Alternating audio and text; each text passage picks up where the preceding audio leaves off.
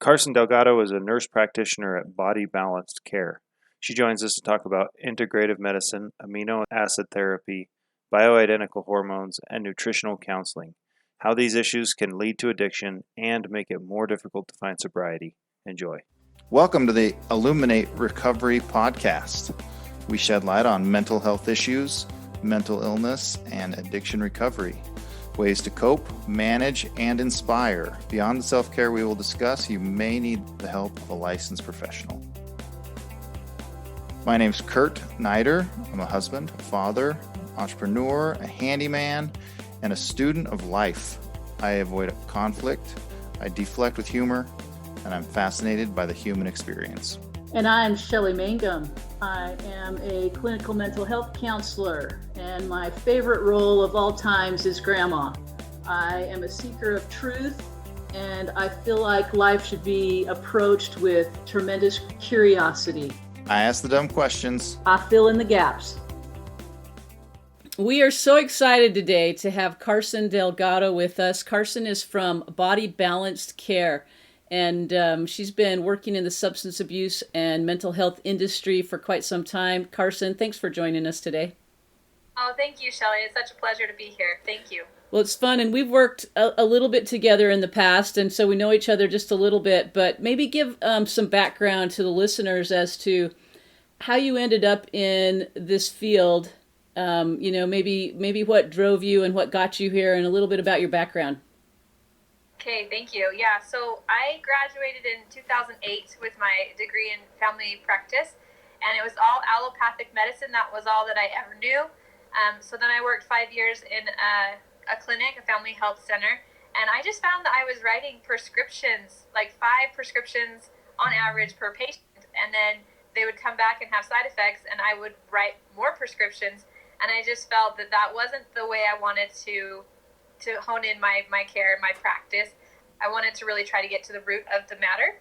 So I began to have a passion for mental health and wellness, having dealt with some postpartum issues myself, and I started to look into integrative ways, alternative therapies to help with the mood and the challenges that people face. And then I launched my own practice in 2012, Body Balanced Care, and I work with hormone imbalances, thyroid dysfunction, mental health, and mood disorders. And I really just try to get to the root of the issue and help support people so that they can feel their best. And it's been really rewarding. Jared Casey, he approached me a few years ago and discussed his need for a medical director for I Am Recovery. And I just loved the whole, plan that he had and what he wanted to do with the patients that were dealing with addiction. And so I said, absolutely, of course. I jumped on board, and I've been serving as a medical director there for the last few years, and it's been very rewarding. And I have worked with Jared. I do really love the program that he runs over there, and kind of like you, he wants to get to the underlying problem. He wants to really address what's causing substance abuse disorder, right? Because it's a symptom. It's not the core issue. I don't think it's ever, very, very rarely is it ever the core issue. Right. There's always an underlying reason, and there's always something that can be treated, whether, medically with prescription drugs or with something natural to help someone overcome an addiction. And so in the people that you've treated, and I'm always curious about this, because we know that mental health and substance abuse really correlate closely together. How often do you see somebody that just has a substance abuse disorder and it's not connected with some sort of mental health issues? I would say never. There is always some depression, anxiety, bipolar disorder, schizophrenia, borderline personality disorder. There's always another diagnosis attached with the addiction.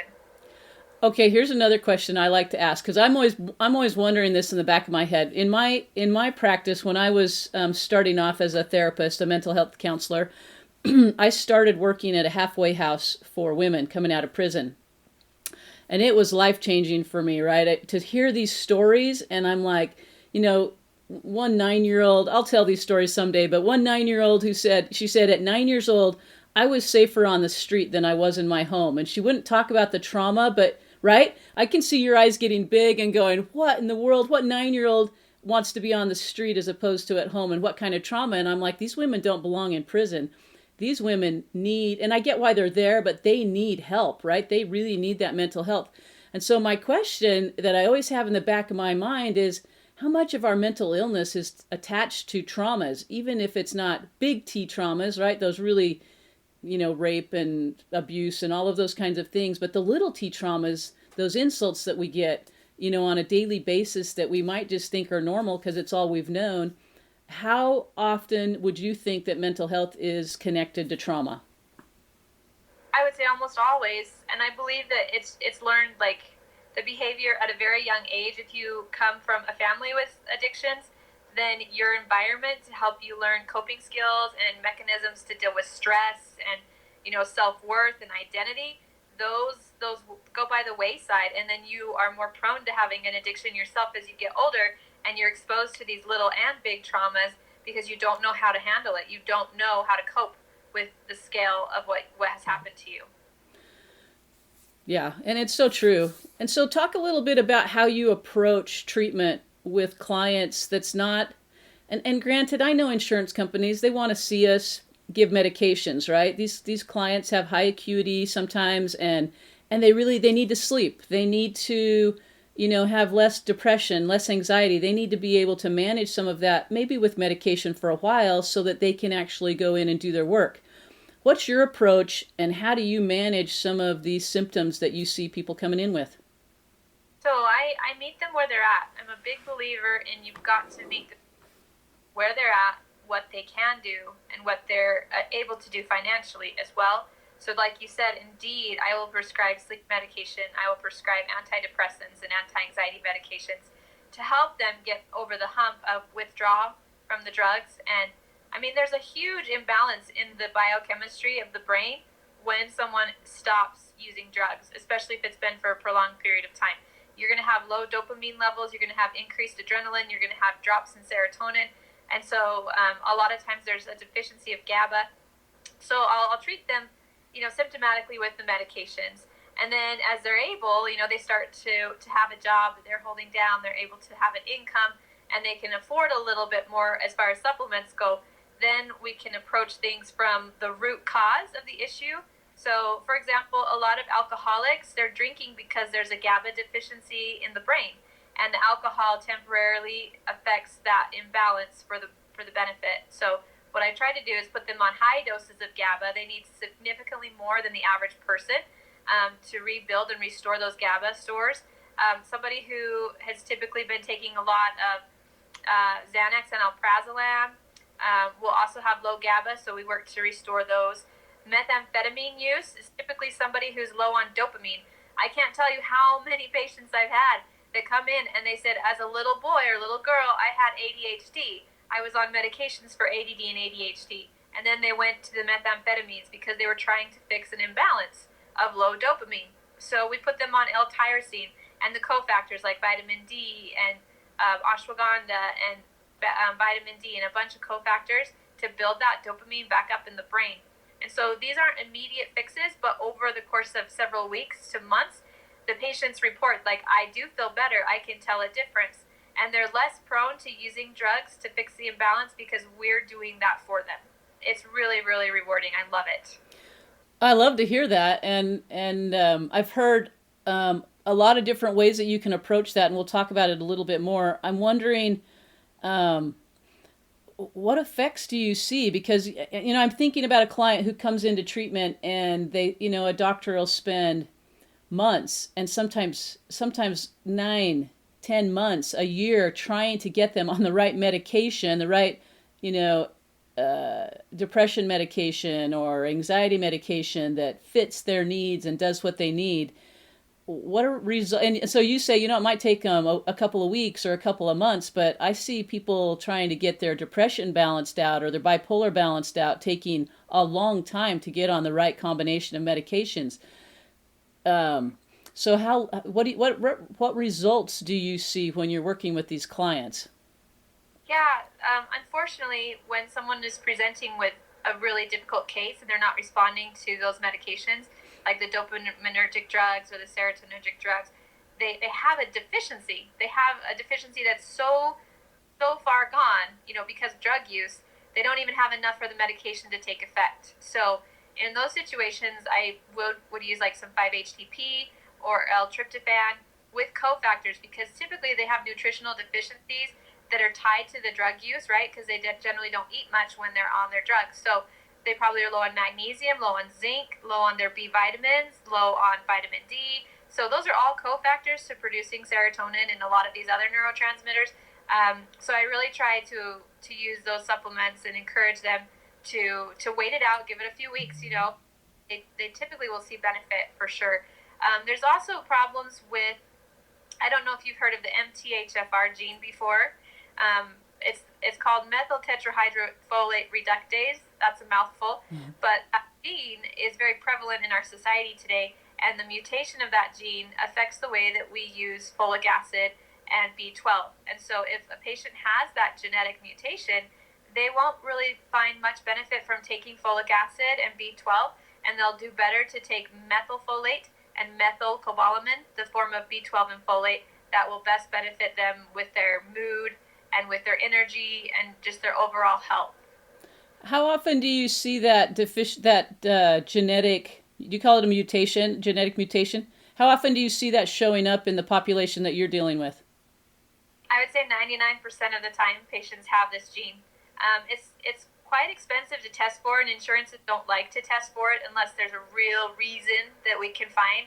So I often will base it off of their history, but anybody who has dealt with depression, anxiety, every single patient that I have ever tested with that picture comes back with this genetic mutation. Sometimes one, sometimes they have 2 copies of the genetic mutation.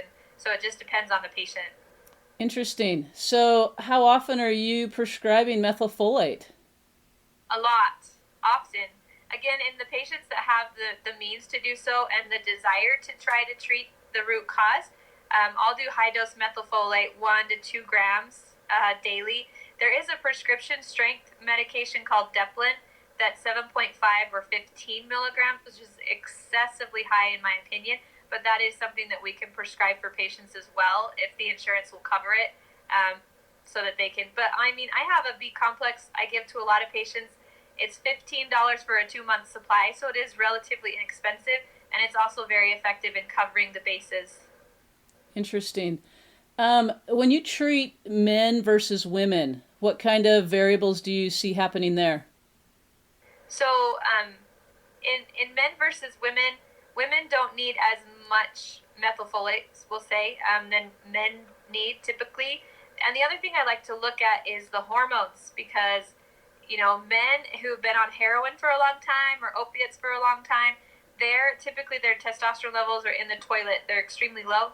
And testosterone helps with dopamine in the brain. So they'll become depressed coming off their heroin because now they have no testosterone and they're just depleted of all of those nutrients to build it. So a lot of times I'll test men for their testosterone levels. I'll test their adrenals, like the DHEA hormones, the cortisol levels, to see where those are at, because there's definitely a problem with the adrenals getting fried and just completely depleted because of amphetamine use or stimulants and things like that. So that's what I'll do for men. And I also screen for thyroid. I had a patient who he had come off of heroin and other medications and supplements, well, not supplements, but medications and drugs, and he was feeling horrible, just horrible. He was dragging every day. He was depressed, just felt terrible. And a lot of people just assumed, well, this is you coming off of the drugs, so this is what it is. But upon further investigation, he was telling me how his mother had been diagnosed with Hashimoto's thyroiditis. And I said, has anyone ever tested you for that? He said, no. So we did some blood work, and sure as shooting, he was low in a thyroid, and he had Hashimoto's thyroiditis. So we put him on thyroid medication. We put him on, his adrenals were gone, so we put him on adrenal support. And it was just so neat to see he became hopeful. Like, I can feel better. I can actually feel better. This is going to be great. And so it's been really rewarding to kind of follow him and see him improving over time. But yeah, for women, likewise, I'll test their estrogen, their progesterone levels. I'll look at their hormones and their adrenals, because people don't realize this, but hormones are tied to our chemistry in the brain. They're tied to serotonin. They're tied to dopamine. And so if just treating them with the amino acids, like the L-tyrosine and the 5-HTP and cofactors is not enough, then I always will look at the hormones because they're tied to the mood as well. That's fascinating. And I think people, I guess in my head, and this is my own personal opinion, that people generally feel better. And I know there's a stigma in the substance abuse industry of if you're on medications that are helping you, stay sober, then, and different medications than you're talking about, then you're not really sober. And I think that stigma is getting addressed and is becoming less and less. But people seem to do better if they feel like they're on a supplement that their body really needs, as opposed to a medication that's dealing with, an illness, a mental illness of some sort. Would you agree with that? Yeah, and I do love the fact that the natural products work. They really miraculously work. They take time. They'll take longer than just a couple of weeks generally. So, when you want a medication right away to help, I agree, I understand that, and I support patients with that. But getting your body weaned off of those and onto the natural therapies and supporting a deficiency and helping your body to build back up I think it's empowering for patients too, to feel like I'm taking control of my health and I'm actually fixing the problem. I'm helping my body to heal versus I'm just kind of bandaging the problem. And again, with all of your listeners, I don't want them to think I'm against medications, because I have used them and I continue to use them. And sometimes that is the only option that actually works. I understand that. But in a majority of cases, we can use natural therapies to help them wean off the medications and get on the right track for healing overall. Well, and I imagine you probably, and you talk to this, probably get a lot of pushback, maybe from the medical community, that, this is hocus pocus. This is, this is quackery. Because, that's been out there. What is your experience with that? Do you get pushback, and how do you address that? So if I find a provider that is not a believer or doesn't know, that I think the biggest thing is they don't know. When I went to school, I was not taught any of this. I wasn't taught about the cofactors needed to build serotonin and dopamine in the brain. I wasn't taught about the amino acids. I wasn't taught about adrenal function or how the hormones are interplayed with this. So for a lot of them, I just, we have good working relationships. They do what they do best, and then I do what I try to do best. And we work kind of side by side, because I feel like every patient on their healing journey has a path. And for some people, it's going to be medical, like allopathic, right? For others, it's going to be all integrative. I have some patients who are like, I don't want to be on any medications. I want to do this all naturally. And then there are patients in the middle that want to do a little bit of medical and a little bit of integrative. And so I just try to meet them where they're at. And physicians, I try to just be friendly and open and kind and, listen to their story. And whether or not they want to listen to mine, I still try to respect them, because they've worked really hard to become what they are today. Yeah, definitely. And I agree. It has to be a commingle, right? We've got to learn to utilize this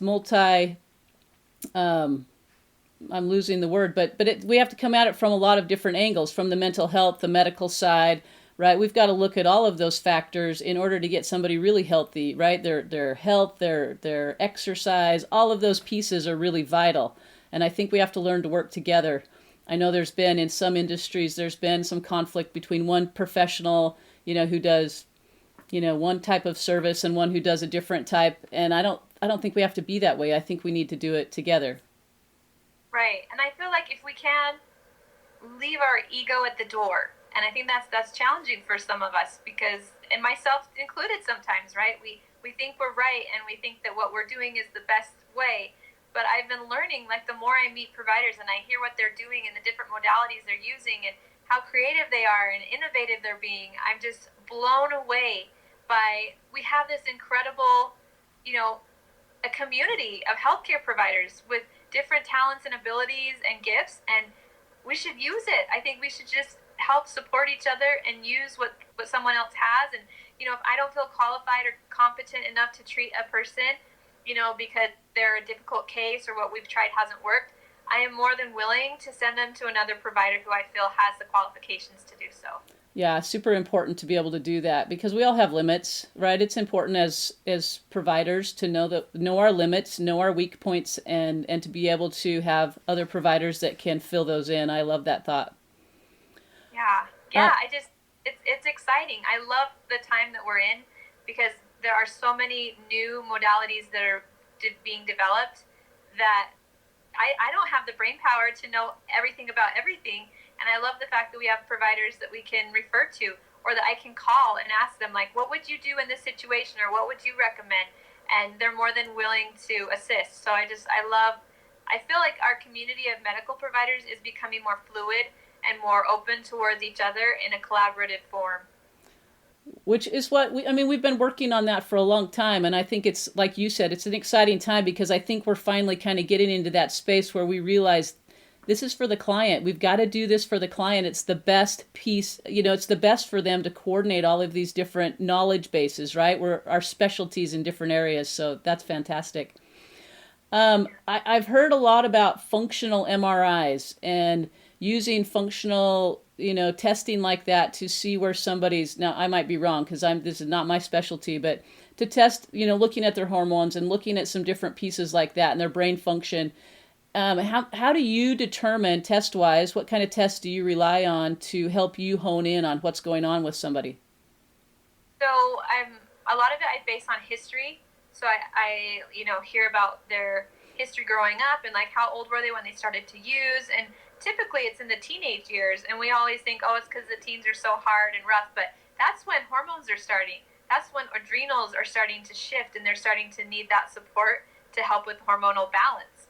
And so I ask about their history and I ask about their exposures potentially to things. I ask about, their birth history, like were they born premature or did they have any problems or complications at that point. So history is really big. And then, that kind of helps to guide and their history of drug use and what were their drugs of choice and how long did they use and how heavy was the use, and that kind of thing. And how many treatment programs have they been in? How many times have they tried?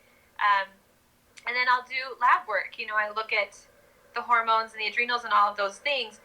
And then I kind of base it off of the history and the objective data that I have from the lab work, but also intuition. Because sometimes in my gut, I feel like something's missing, or I feel like maybe we need to test something different than I typically do. So it's not always a cookie cutter approach, but trying to use that intuition and knowing like what supplements to recommend or what medications should they try. They've tried X, Y, and Z for sleep and it hasn't worked. So what do we have left and what would be a good choice for them? So I really do try to use intuition based on all of the other data that I gather. I think that's really fun. I know that I'm a fan of Daniel Siegel and Dr. Daniel Siegel, right? And I've heard him share some stories of this inner knowing, right? This intuition like you talk about. And he talks about the gut brain and that we've got all of these neurons firing in our gut and in our heart, and that there's information that's coming from there. And it's not just hocus pocus. There is science behind it, and firing that's going on in our bodies. If we can pay attention, there is some validity to that we've seen show up in the science. So I love to hear you talk about that, that your gut feeling and the intuition. I think it's valuable. Yeah, and speaking of guts, like most patients who have a history of drug use have really messed up guts. So that's another part of the picture, right? And I'm just getting into that more in depth, but the challenge is you can't have a healthy gut if you don't eat healthy. And so a lot of them are just getting by. A lot of them are just eating what they have available, which is going to be the processed food, the sugars, and things like that. But several of them, many of them, when they're in, a program, they're really trying to make an active effort to eat healthier, more fruits and vegetables, and, avoid caffeine and refined flours and sugars and these kinds of things. And that can transform their gut just by eating differently. I could try to give someone all the probiotics in the world and L-glutamine and all of these things to help their gut to heal. But if they're not willing to make the dietary change, which I know is hard, but it is the most effective way to help the gut to heal. That makes sense because, right, if they're not helping themselves, then all the the nutrients in the world is not going to shift that and turn it around. Yeah, yeah. And we talked about that MTHFR gene, that methylation problem, which is essentially breaking down the foods into smaller and smaller and smaller components so that they can be transported to the cells. Well, part of that methylation process happens in the gut, happens in the small intestine. So, so if they don't have good gut bacteria or they have an overgrowth of bad bacteria, they've been on antibiotics, many, many times throughout their life, they're going to have more problems with that methylation, that MTHFR gene, than others. Definitely. So I'm curious. Talk about some of the successes that you've had. What do you see happening with these people that you're meeting with? So some of the success stories, like I've had that patient that I told you about, the Hashimoto's, who's doing really well right now. And then I've had others that they were on methamphetamines before and tapered off, and they were off of methamphetamines and really, really just struggling with focus and mood and some depression and things like that. So I have a supplement called Balance D, and it's essentially L-tyrosine with the cofactors like N-acetylcysteine and some vitamin C and things to help build that dopamine in the brain. So I started them on that, and they love it. They love it. They say, oh my goodness, this helps me so much. And they take it twice a day, and it's helping them with their focus and concentration instead of being on Adderall, right? Which would be an alternative. So I've seen a lot of benefit with that. And then with anxiety and with sleep. So I've had many patients that I put on the GABA, and I have them do high dose GABA 3 times a day. And that helps their anxiety a lot, and it helps them to sleep deeper at night. So that's been really, really beneficial too. When they come back and they're like, I can think clearly now, and my mind is not racing, and I'm sleeping finally, and my anxiety is down. So it's just really rewarding to see these stories of people who are feeling better, and they do feel more empowered.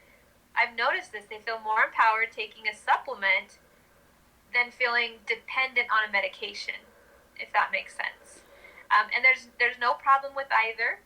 Like I say, I do prescribe both, but there's just a different feeling when someone is taking a supplement versus a medication. And how long on most of these supplements, how long do people generally need to be taking them? How long do they need to be on them? So typically it takes 6 months to a year to rebuild serotonin and dopamine stores as well as GABA. So I will recommend a 6 to 12 month, continued administration of the amino acids. The really cool thing is we can track their progress. Another test that I failed to mention is we do urine neurotransmitter testing. So someone does a urine sample at various points throughout the day, and then we send it off to the lab, and it looks at all their neurotransmitter levels, including like glutamate and histamine and the dopamine, serotonin, GABA. And so we can gauge their progress. We can see the deficiencies before treatment, and then we can evaluate after treatment, and they always go up. They always go up normal ranges. Very cool. And it's kind of fun to be able to see that things are shifting, things are changing in the reports and the tests, and that they're feeling better as well. That kind of, that's got to raise their hope levels. Yeah, definitely. Yeah, it's great to see the objective data, but also that, subjective report that they're feeling better and they're doing better. So it is really exciting. So what's next on the horizon for you? I heard you say that you're trying to learn more about the gut and some other nutritional pieces. What are you working on next? Yeah, so I'm focusing on the gut and the gut-brain axis and how to help heal a gut that's damaged, right, that has poor bowel motility or like diversity in the gut flora, because there are stool samples that you can send off and look at all the gut flora, like all the different bacteria that are growing and living and thriving in that biome, right? So I'm focusing on that. I'm looking at, I think the dietary piece is so big, and so I'm trying to look into how can I coach my patients and encourage them to make healthier choices with their diet, and help them to be more cognizant of the food that they're eating and what they're putting into their bodies, right? Sometimes I think we are using food as an emotional support, or like to suppress other emotions or feelings that we have. So looking at it more from the perspective, like, how am I going to fuel this body that I've been given, and how can I support it best to help them just to be able to make more beneficial choices for them on a day-to-day basis, without having like an eating disorder or like, going the opposite direction, because we don't want that either. Yeah, definitely. It makes me, you were talking earlier about, helping men make sure that their testosterone and their hormone levels are good, or at an acceptable level, because I know that testosterone, and you can talk about this in a minute, but testosterone levels being really low, what kind of health issues does that cause? So it can cause the depression, it can cause anxiety and sleep challenges. It definitely causes more adipose deposition, so like more fatty tissue of the chest and the gut. Muscle mass will be decreased. Brain fog can also be accompanied by low testosterone levels, low libido, lack of drive, lack of desire, determination to do things. And heart disease. I mean, there's an increased risk of heart attacks and strokes when you have low testosterone. Bone density issues can also accompany low testosterone if it's been a prolonged period of time. So yeah, a host of things. High blood pressure, high cholesterol, all of those things can affect it. Diabetes risk goes up when you have lower testosterone as well. So it's a big deal to get your testosterone levels evaluated. It is a big deal, and I've heard men particularly be concerned that if my testosterone levels are coming up, am I going to be more prone to trading, my substance addiction for sex addiction? Do you hear that? Do men talk to you about that piece? They haven't. I mean, most of the men that I treat have been in a relationship or they're married, and so that hasn't been something that they've enlisted as a concern. But I mean, I guess it could be a potential thing. I know that when dopamine levels have been low for so long and testosterone's been low for so long, the initial treatment phase, men feel like they're waking up, like their mind is more active and they're more alert and they're more focused and they're more energetic and they want to tackle projects and their libido is back, right? But it's kind of an all-encompassing feeling of wellness versus just one focated part of the libido, right, and sexual addiction. But that being said, there are a lot of men and women who have dealt with drug addiction and they have a subsequent sexual addiction, right? So typically they're in therapy concurrently for both of those. So my hope is that as they're receiving treatment for both of those things, they'll have favorable responses to testosterone therapy. Yeah, and I love the way you talk and make the distinction between that overall wellness that happens. It's not just the libido, but I've heard people ask those questions anytime you're talking about shifting, upgrading. I'm going to feel better. How am I going to respond to feeling better because they felt low for so long?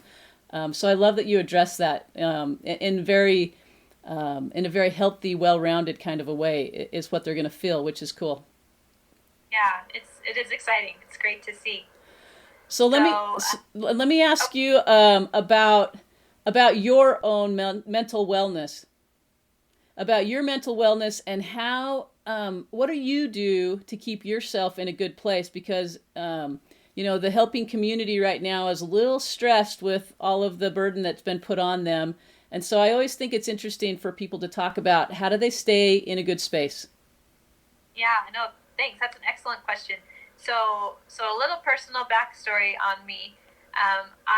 Was it 2 years ago? About 2.5 years ago, I felt horrible. Like I was going through the motions of living day to day, but I just was not able to focus well or concentrate. I was so tired, like bone tired, but I couldn't nap. I had to live my life. So I decided to do a urine neurotransmitter test, and I had no dopamine. Critical levels of my adrenaline, like my norepinephrine and epinephrine, were in the toilet.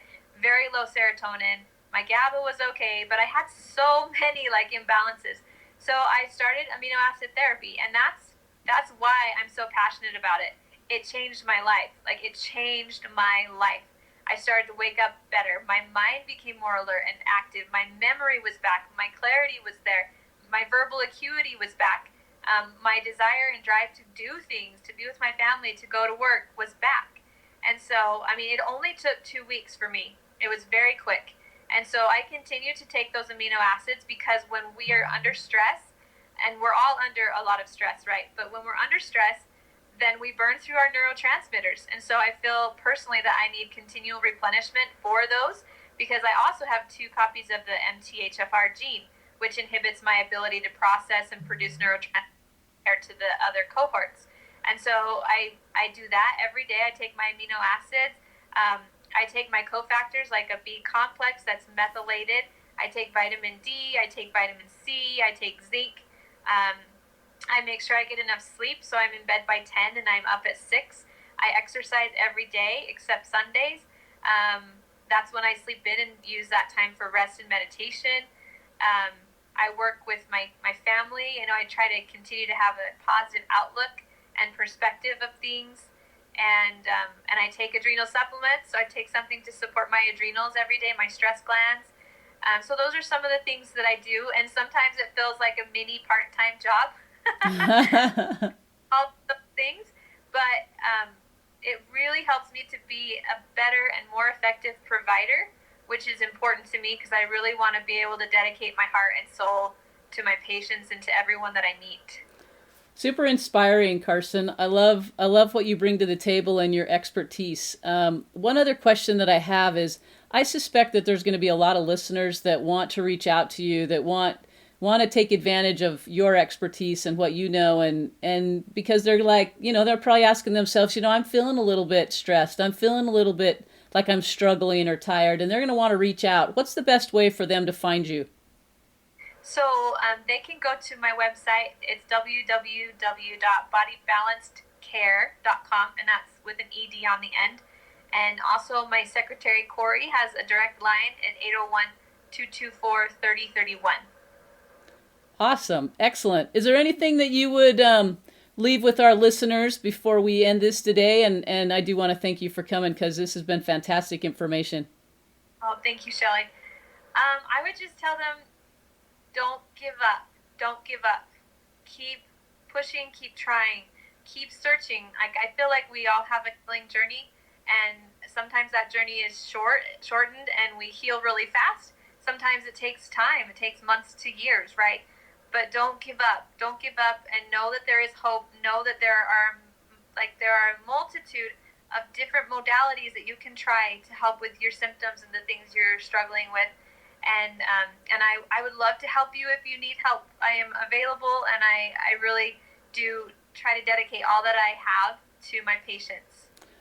I love that message. Don't give up, because there's always a reason, right? There's a reason to try something different and to get more help. So I love that. And I'll also say that, in working closely with I Am Recovery at times, and with Jared and the program that he's doing, I just hear fantastic things about the work that you do with those clients, as well as I know you're seeing a whole bunch of other clients besides that. So Karsen, thank you for your work and your dedication. It's making a difference, and I sure appreciate it. Thank you so much, Shelley, for having me. I really appreciate it, and it's great talking to you.